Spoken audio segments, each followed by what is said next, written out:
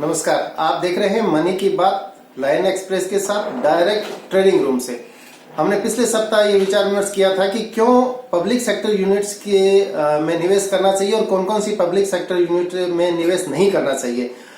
ज्यादातर मैं private banking sector को ज्यादा प्रेफर करता हूं और जो सरकारी बैंक हैं, जो पब्लिक सेक्टर यूनिट्स हैं बैंकों की, उनको मैं उनके प्रति वेरियस हूं। उसका रीजन क्या है वो अपने एक बार डिस्कशन कर लेते हैं। देखिए, एक प्रकार से मान लीजिए कि आप एक परिवार के मुखिया हैं और आपको अपने परिवार की देखभाल करनी है। उस परिवार में अचानक आपको पैसे की जरूरत पड़ गई और वो पैसा आप अपने परिवार के जो वित्तीय संसाधन हैं, जो इनकम के सोर्स है, उनमें से लेंगे। अब मान लीजिए कि आपका एक बच्चा फाइनेंस का काम करता है जिसके पास खूब सारा नकदी पैसा रहता है, दूसरा कोई दुकान चलाता है, तीसरा कोई सरकारी नौकरी करता है, चौथा खेती करता है या पांचवा कोई दूसरा अपना प्राइवेट धंधा करता है। अगर आपको अचानक पैसे की जरूरत पड़ गई तो आप किससे मांगेंगे? जाहिर है कि फाइनेंस जो बंदा कर रहा है, बच्चा आपका कर रहा है, आप उससे पैसे मांगेंगे कि ठीक है, एक बार के लिए आप मदद कीजिए थोड़ी देर के लिए। अब उस व्यक्ति से जो फाइनेंस का काम करता है, अगर उससे पैसे मांगेंगे और वो पैसे आप अपने परिवार की देखभाल, सुरक्षा, अपने दूसरे व्यय में अगर काम लेंगे तो हो सकता है वो पैसा सही समय पर लौटाया नहीं जा सके। और ऐसा ही होता है प्राइवेट बैंकों के बजाय सरकारी बैंकों में निवेश करने के लिए, क्योंकि सरकारी बैंक सरकार के हाथ होते हैं। जब सरकार को पैसे की जरूरत पड़ती है तो वो सरकारी बैंकों से पैसा लेता है।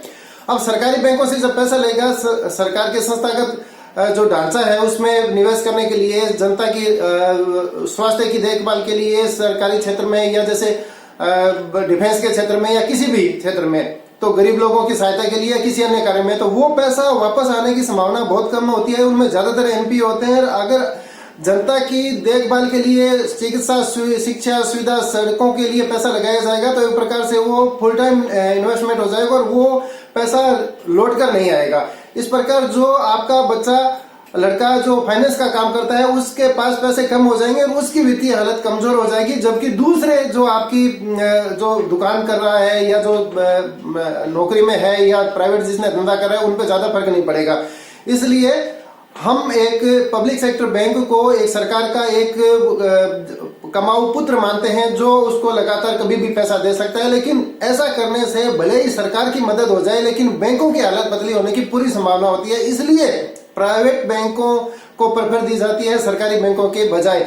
सरकारी बैंकों पर यह दबाव होता है कि वो नाबार्ड की या कोई भी दूसरी जो सब्सिडी है या केसीसी है वो करेंगे, जबकि प्राइवेट बैंकों में ऐसा दबाव नहीं होता। इसलिए प्राइवेट बैंक अपने जो एनपीए को सुरक्षित रख पाते हैं, ज्यादा बढ़ने नहीं देते और अपना प्रॉफिटेबिलिटी कंटिन्यू रखते हैं, जबकि सरकारी बैंकों के हाथ में इतना होता नहीं, पॉलिटिकल प्रेशर होता है। इसलिए पब्लिक सेक्टर यूनिट के बैंकों से दूर रहना चाहिए, ऐसा मेरा मानना है। दूसरी बात यह हो गई कि अगर आपने जो पब्लिक सेक्टर की दूसरी यूनिट्स हैं उनमें क्यों निवेश करना चाहिए, उसका कारण यह है कि मान लीजिए कि सरकार के वो भी एक दूसरे अर्निंग सोर्स हैं, वो एक दुकानें हैं, तो सरकार उन दुकानों से ज्यादा पैसा प्राप्त करना चाहेगी और वो पैसा प्राप्त होता है डिविडेंड यील्ड के तौर पर।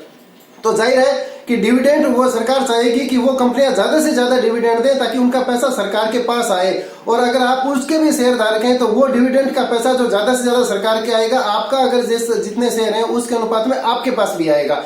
इसलिए सरकारी कंपनियां जो प्रॉफिटेबिलिटी मेक करती हैं, जैसे आईओसी हो गया, आरईसी हो गया या कोई भी दूसरी कंपनियां हैं, अगर वो प्रॉफिटेबिलिटी देती हैं और अच्छी डिविडेंड यील्ड है तो उसकी डिविडेंड यील्ड का कारण सरकार को पैसे की जरूरत है, ना कि आपको डिविडेंड यील्ड देना है, ऐसा उनकी कोई मजबूरी है। इसलिए सरकार अपना पैसा लेगी तो आपको भी अपना हिस्सा मिलेगा। इसलिए पब्लिक सेक्टर यूनिट्स में जरूर पैसा लगाना चाहिए, लेकिन पब्लिक सेक्टर यूनिट्स के बैंकों से दूर रहना चाहिए, ऐसा मेरा मानना है।